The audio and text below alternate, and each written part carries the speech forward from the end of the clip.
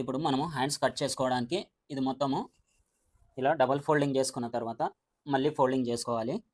ఒకవేళ చిన్న హ్యాండ్స్ అయితే మనము ఇలా ఇది లాస్ట్ వరకు ఫోల్డ్ చేసుకోవాలి. మనకు కొద్దిగా పెద్ద సైజ్ బ్లౌజులు ఉన్నప్పుడు ఇదనేది ఒక పార్ట్ అనేది ఎక్స్ట్రా వేసుకోవాలి. ఒక పార్ట్ అనేది కొద్దిగా తక్కువ వేసుకోవాలి.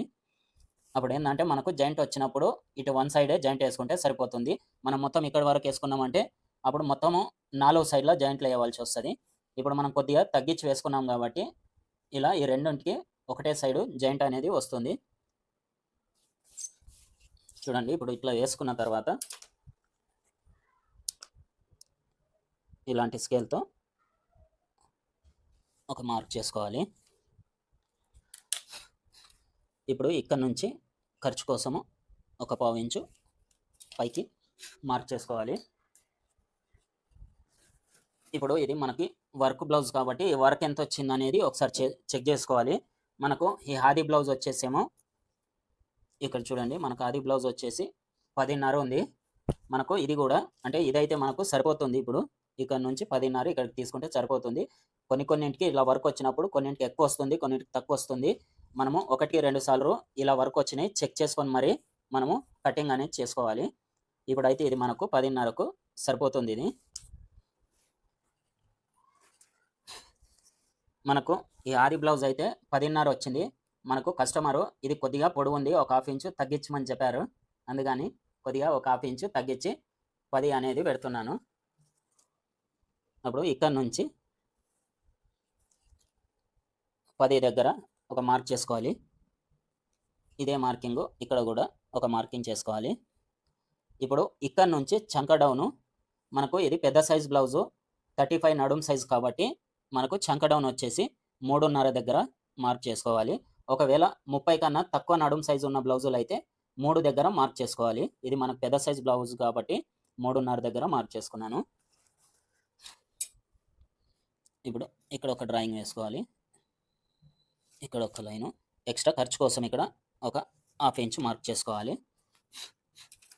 ఇప్పుడు మనకు ఇక్కడ హ్యాండ్ చుట్టూ ఎంత ఉందనేది కొలుచుకోవాలి. ఇప్పుడు దానికోసము మనము మెజర్మెంట్ బ్లౌజ్ తీసుకొని ఇలా ఇక్కడ ముడత లేకుండా చూసుకొని ఇలా టైట్ పట్టేసుకొని ఒకసారి ఇక్కడ నుంచి ఇక్కడ వరకు కొలుచుకోవాలి. చూడండి ఇది మనకు 6 వచ్చింది.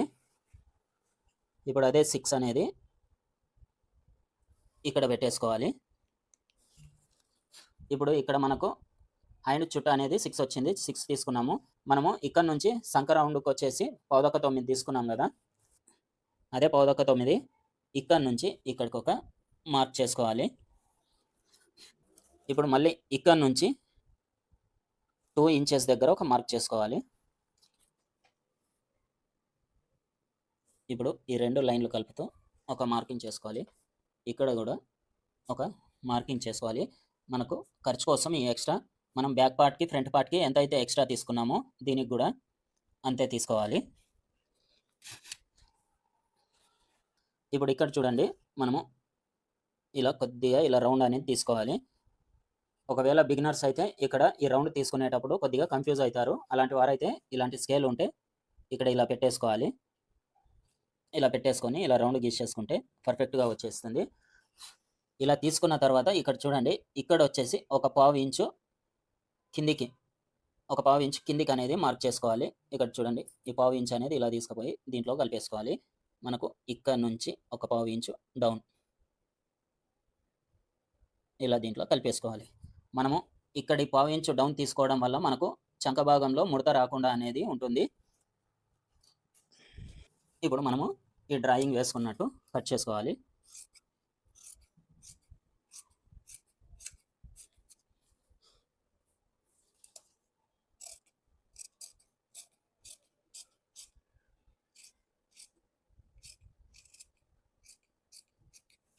ఇక్కడ ఒక టక్స్ పెట్టుకోవాలి.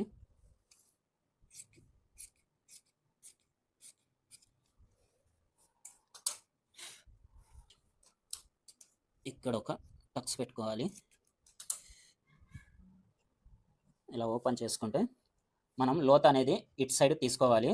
ఇటు సైడ్ తీసుకుంటే మనకు జాయింట్ వస్తుంది కాబట్టి ఇక్కడ లోతు తీసుకుంటే మనకు కొద్దిగా ఇలా పట్టేసినట్టు కానీ లూజ్ ఉన్నట్టు కానీ అవుతుంది. అందుకని ఇటు సైడ్ మనము లోతు అనేది తీసుకోవాలి. ఇప్పుడు ఈ లోతు తీసుకోవడానికి ఇక్కడ నుంచి ఈ సెంటర్ పాయింట్ నుంచి 1 ఇంచ్ దగ్గర ఒక మార్క్ చేసుకోవాలి. ఇప్పుడు ఈ 1 ఇంచ్ దగ్గరికి ఇలా ఫోల్డ్ చేసుకోవాలి. ఇలా ఫోల్డ్ చేసుకొని ఇక్కడ గొరతో ఇలా అనుకుంటే మనకి ఇక్కడ లైన్ అనేది వస్తుంది. ఒకవేళ మీరు ఇలా ఫోల్డ్ చేసుకొని తీసుకున్నా సరే, లేదంటే ఇలా టేప్తో మెజర్ చేసుకొని మనకు సెంటర్ పాయింట్ ఎక్కడ వస్తుందో అక్కడ అయినా కానీ ఇలా మార్క్ చేసుకోవాలి. ఇలా మార్క్ చేసుకున్న దగ్గర మనకు 3/4 ఇంచ్ దగ్గర మార్క్ చేసుకోవాలి. ఇది ఏ సైజు వారికైనా సరే 3/4 ఇంచే తీసుకోవాలండి. అప్పుడే మనకు చంక దగ్గర ముడత రాకుండా పర్ఫెక్ట్గా వస్తుంది. ఇప్పుడు ఇక్కడ నుంచి ఇలా ఎస్ షేప్ వచ్చేలాగా మార్క్ చేసుకోవాలి. ఇక్కడ నుంచి ఇలా తీసుకెళ్ళి దీంట్లోకి కలిపేసుకోవాలి. చూడండి ఇలా పర్ఫెక్ట్గా వస్తుంది. ఇప్పుడు మనం ఈ మార్కింగ్ చేసిన విధంగా కట్ చేసుకుంటే సరిపోతుంది.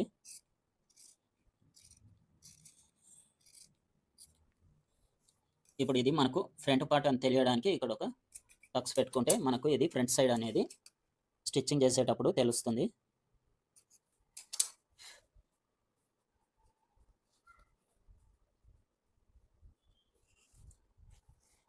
చూడండి ఇలా మీరు కట్ చేసుకున్నారంటే చంక భాగంలో ముడత రాకుండా పర్ఫెక్ట్గా కుదురుతుంది.